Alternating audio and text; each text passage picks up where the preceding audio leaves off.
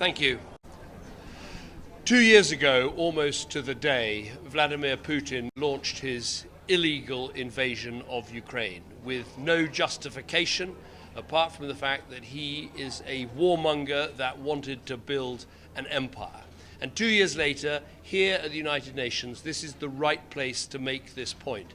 It's here at the UN that we note that a country's borders should be inviolable, that a country's sovereignty matters, that a country's territory should not be taken by another country by force. That is the simple principle that Putin breached when he launched that illegal invasion. We've heard every excuse in the book since then. 1 minute he says it was about attacking Nazis. The next minute it was because there was a threat to Russia. Then he tells us it was NATO provocation. Then he says this country doesn't really exist, but somehow it's a huge threat to Russia. These excuses are nonsense. It was an invasion, pure and simple. The only people behaving like Nazis are Putin and his cronies who thought they could invade a country, take its territory, and ultimately the world would look away. Well, the world must not look away. We must continue to back Ukraine with everything we have. It is their right to defend their country, to insist on their borders, and to restore their sovereignty. And Britain, for one, will continue to support them for as long as it takes. It's heartening to see that the European Union has taken the same approach, and we very much hope that Congress will pass the funding bill that will bring America's resources alongside ours to help Ukraine in this fight. And while it's a fight for Ukraine's freedom and sovereignty, and while it is a fight for European security, I would argue it is also a fight for global security. If we give way to this idea that a warmonger can take a part of another country's territory without there being consequences, no country is safe in this world. And here at the United Nations, where we're meant to believe in the importance of territorial integrity, of self-determination, of the importance of borders, here at the United Nations is the right place to make this point. Any questions? Sir. Foreign Secretary, thank you very much. Mark Stone from Sky News. How do you persuade an increasingly disengaged America that things like Ukraine matter? And if you can't, what then? I think we can help to persuade Americans that this matters for two simple reasons. One is that if we somehow let Putin eke out a win here, of course that's bad for European security. Of course it's disastrous for Ukraine's security, but it's also bad for America's security.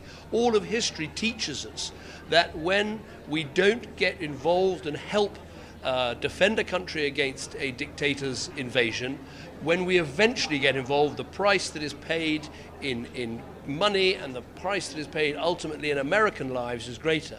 But I'd also make this argument, which is that if Putin were to eke out a win, that wouldn't be just celebrated in the Kremlin, it would also be celebrated by the Chinese leadership too.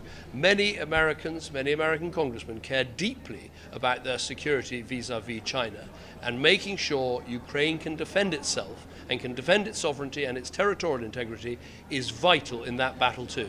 Can I briefly follow up on Israel, Palestine? Can we take another question from here, and then maybe I'll come back? Thank you, sir. This is Shiri Fitcheton from Anadolu.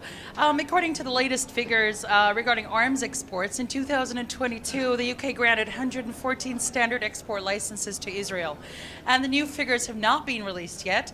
Do you plan to suspend arms exports to Israel? And considering the ICJ provisions against Israel, do you fear UK may be complicit in war crimes and it's committed by Israel in Gaza due to its assistance? Thank you. We have one of the strictest systems for arms exports anywhere in the world, and everything has to happen in light of the position under international humanitarian law, which we review on a regular basis and will continue to do so. Sir? Thank you, Minister. What about the crisis in Ukraine that you're trying here at the Security Council many times to resolve? Don't you think that what's been stalling for the crisis in the Middle East is being damaging your effort for the Ukraine-Russia crisis? Means the imbalance that the world see in the West acting in one front compared to the other one. I completely reject this idea that in any way Britain or our allies are guilty of double standards. I don't think the two situations are analogous at all. In Ukraine, it was an invasion by Russia, plain and simple, with no justification. And if I can't think of a clearer example in my lifetime of one country invading another with no excuse.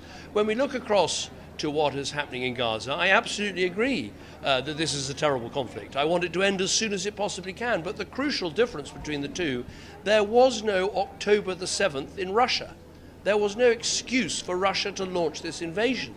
Whereas, on the other hand, Israel does have a right to self-defense. What happened on October the 7th, when they lost almost 1,400 people from their own country in what was the biggest attack on Jewish people since the Holocaust, the biggest pogrom since the Holocaust, is a totally different situation. So I completely reject this idea that somehow we're guilty of double standards. We aren't. The two situations are not the same. Last question from Sky again. Thank you, Foreign Secretary. If I could follow up on Israel-Palestine, Prime Minister Netanyahu has released a somewhat coherent plan, as he would see it, for the day after. It doesn't seem to chime very much at all with what the Americans or the British or the Europeans want. Well, I think what we need, once we can get this pause, and I hope this pause in the fighting comes as soon as possible, what we need is for the hostages to be released. We need a new Palestinian Authority mandated government, perhaps a technocratic government. We're going to need a new political horizon for the Palestinian people so they can see the pathway to a two-state solution. But we're going to need those responsible for October the 7th, the Hamas leadership, to leave Gaza, and we're going to need to see the infrastructure of that terror dismantled. I mean, fundamentally, if you think about it from both sides, Israel needs to see that its security is guaranteed. The Palestinian people need to see there is the prospect of a Palestinian state so they can live in dignity. Those two things are the key. And if they're not in a plan, then I don't believe that plan will work. Thank you very much.